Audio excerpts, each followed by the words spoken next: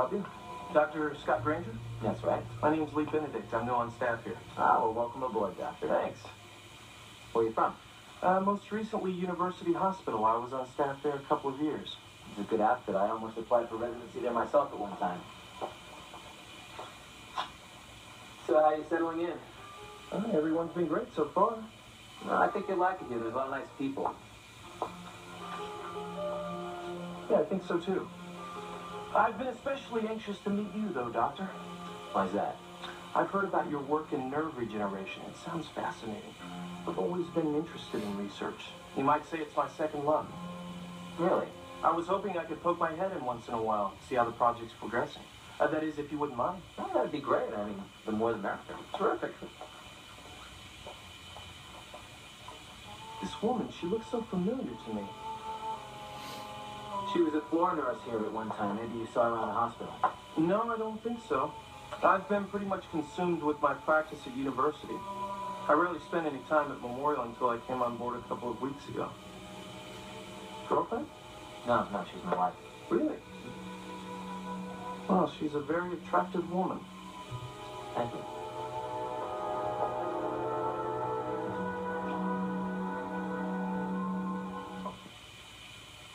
Anything else on your mind? I hope I'm not being presumptuous. I know it's not my area, but I was wondering if you might let me get involved somehow. I consider it a privilege. Well, we can use an extra pair of hands around here. Maybe mostly clerical to start with, huh? Fine by me. Just say the word and I'll clear some time. Okay, I will. Okay. Well, I won't keep you. It's been a pleasure meeting you, Dr. Granger. Name's Scott. Okay. I'll see you around, Scott.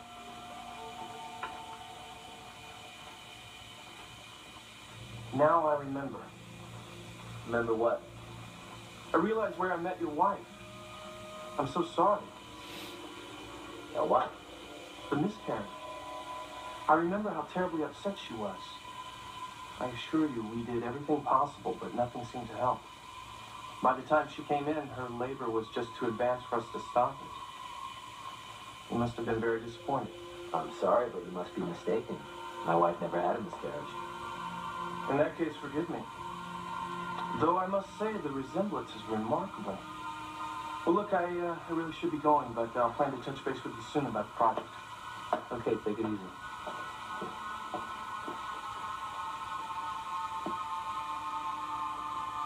I swear that's the same woman.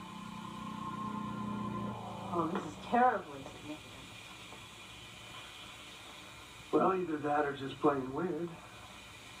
Why would she say she was in a snowstorm when there was no snow?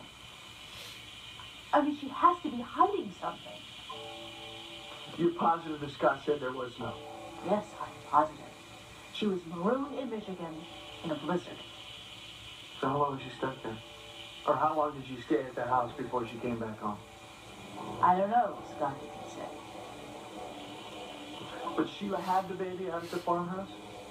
That's the impression I got. She had to. She was stranded because of the blizzard. Only there was no blizzard. Why, I'm convinced she's hiding something. But this woman is bizarre. You know, it was pretty late when I called the weather bureau last night. Maybe the guy could have made a mistake. There's one way to find out.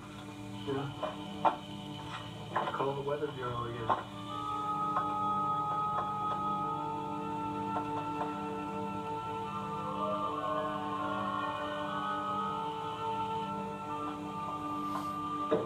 You need some help with that? No, it's okay. It's not heavy, just awkward. I think I got everything we need. Do they still have dry ice? Yeah, they're going to send some by first thing tomorrow. Good, then we can roll into the next phase. I'm sorry it took so long. Were there any calls? No, but we did get a visitor. Don't tell me. Lauren came by again. I seem paranoid. I'm sorry. It's just every time I turn around, that woman is here trying to mess up our lives. I told you she's going to back off. She promised, and I'm taking her at her word. I'll believe that when I see it. This visitor, who was it? I think we might get a little help in the lab. Really? From who? A new doctor on staff. What's his specialty? He's in obstetrics and gynecology. He's not a researcher, but he's interested in our project. Well, that's great. What's his name? Lee Benedict.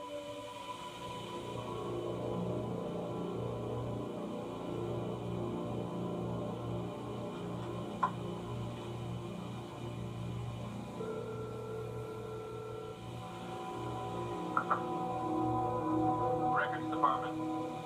Yes, my name is Paul Williams. I'm a private investigator. I called last night. Were you on duty then? No, sir. Okay, I'm checking to find out if there was a snowstorm in the Grand Rapids area on March 27th, 1991. Could you look that up again for me, please? Mister, you know, it's kind of a hassle looking this up. Look, I have reason to believe that the information I got was incorrect. Now, please, it's very important. Okay, I'll pull it up on the computer. What was the date again? March 27th, 1991. He's checking on the computer. You know, Paul, I think it's highly unlikely that they would have made a mistake. Well, this way we'll be sure.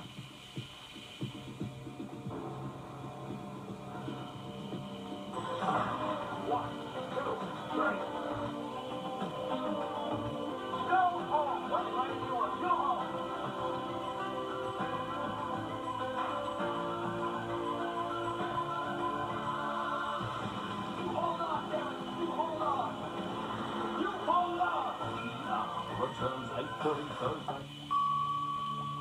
Mr. Timon. Sheila. I'm sorry, what? The timer went off. Could you pull those coaches for me, please? Would you rather I do it? No, I'll do it. All right, make sure everything's labeled, okay?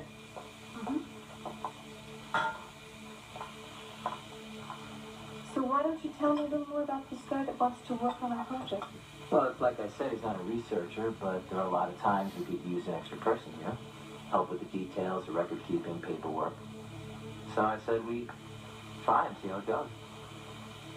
You said his name is Lee Benedict? That's right. Where did he practice before? University Hospital. Oh, by the way, they did say something interesting. Oh, really? What's that? Well, evidently you have a double, or someone who looks an awful lot like you.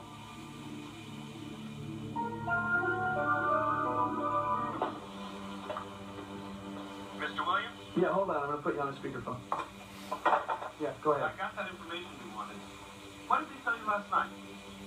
That there was no snow in the Grand Rapids area that day or any time that week? I don't know who you talked to, but they must have been reading the wrong charts. We had some snow in the area. You had snow? How much? Grand Rapids, about 3 inches. The outlying areas, 4.5, 5. What about drifting? Could that have been a problem? Let me check the wind factor. No, there's no wind. Shouldn't have been any drifting. So the highway should have been okay. I mean, a person wouldn't be marooned because of a storm like that, wouldn't it? Up around these parts, that's not a real big snow. Most people get around pretty well. I suppose it could be a problem if you didn't have 4-wheel drive. But it definitely was not a blizzard. No, sir. No way you'd call it a blizzard. Okay, thank you very much. So there was snow. About 5 inches. But not a blizzard. So that shouldn't have been enough to trap Sheila at the farm when she went into labor. But it is possible. I mean, it could have happened the way she said. God, I think anything's possible, Lauren. You know, when you stop to think about it, why on earth would Sheila lie to Scott? What in God's name would she hope to gain? I don't know. I have a double? Well, when this doctor saw your picture, he was sure he had seen you before. Where? As a patient when he was working at University Hospital.